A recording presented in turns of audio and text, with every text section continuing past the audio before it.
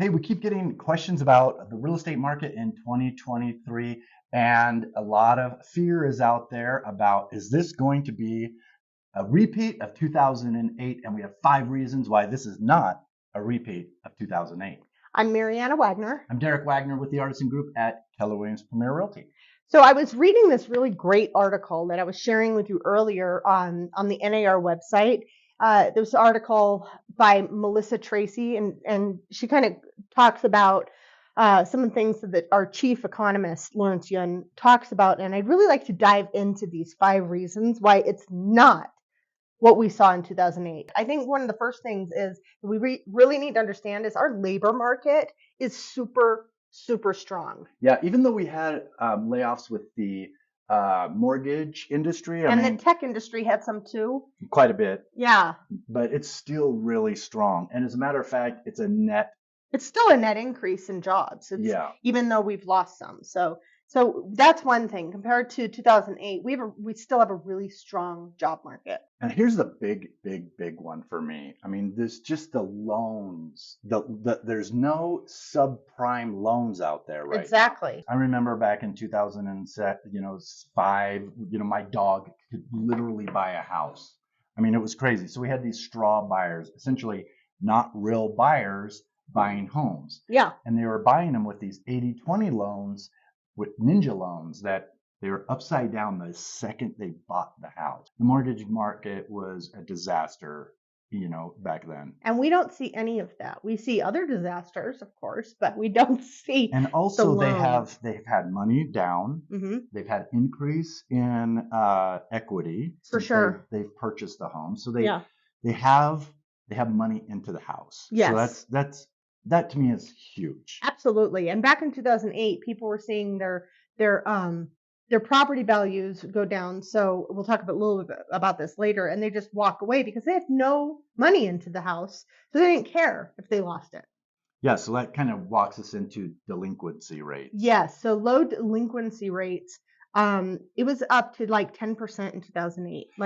Delinquency. 10%. That's incredibly high. Yeah, that's ridiculous. I think, we're at a historic low right now at under 4%. We're at 3.6% delinquency rates, which is actually historically low. Yeah. So that's huge. That's another reason why we're not like the market in 2008. And the reason is people have money into their homes. Yes. They have lots of equity. So, the thing is even if they were thinking they were going to get behind on their mortgage, they're more willing to sell the house right now. Yes, and because of the equity in there, their mortgage companies are more willing to work with them to keep them in the house, which also means there's also ultra low foreclosure rates because at a certain point, your delinquency turns into a foreclosure. Right. And we've seen historic low foreclosure rates. Prior to, 2008, we were seeing 4.6% of homes going into foreclosure. It was very sad. It was. Everyone kept losing their houses. It was one thing after another. Mm-hmm. No one was even trying to keep their house at some point. Yeah. I remember just people walking away, just literally moving out and into their parents' house or kid's house. Or into, they'd move into an apartment building before and, everything went down. They just walk away. Yep.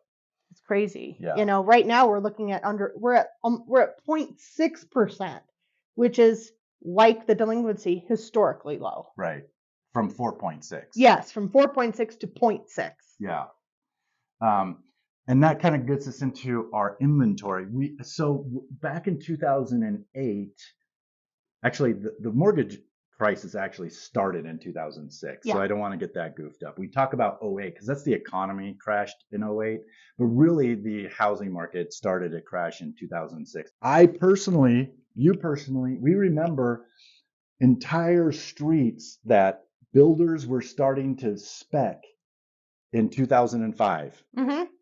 They're just going to build the whole neighborhood. They were starting the whole neighborhood. Yeah. Without a single sale, knowing that they were going to sell it. Yeah. That was part of the crash too, and why we were having so much inventory. Now that doesn't happen. Builders don't do that. No. They have PTSD from 2008, yes, I'm pretty sure. So going back to 2006 through 14. Essentially, they stopped building for almost 3 years. Yeah. We Dang. were supposed to get caught up in 2022. We should have been caught up. However, we didn't get caught up. And so we still have an inventory shortage. We still have a housing crisis for home. And so, yeah, that would be the fifth reason. So we talked about there's the labor market still remains strong. Loans are less risky, so we're not seeing any subprime loans.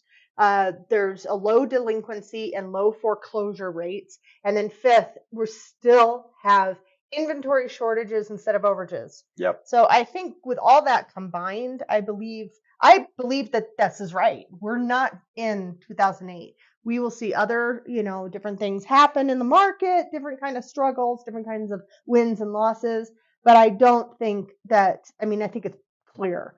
This is not what we saw back in 2006, 2008. And I'm thankful because I don't like seeing people lose their houses. Yeah, that was tough. Yeah, that was tough. Anyway. Thank you for joining us. If you have any questions, please reach out. Please share this with your friends, family, coworkers, neighbors, and enjoy the rest of your day.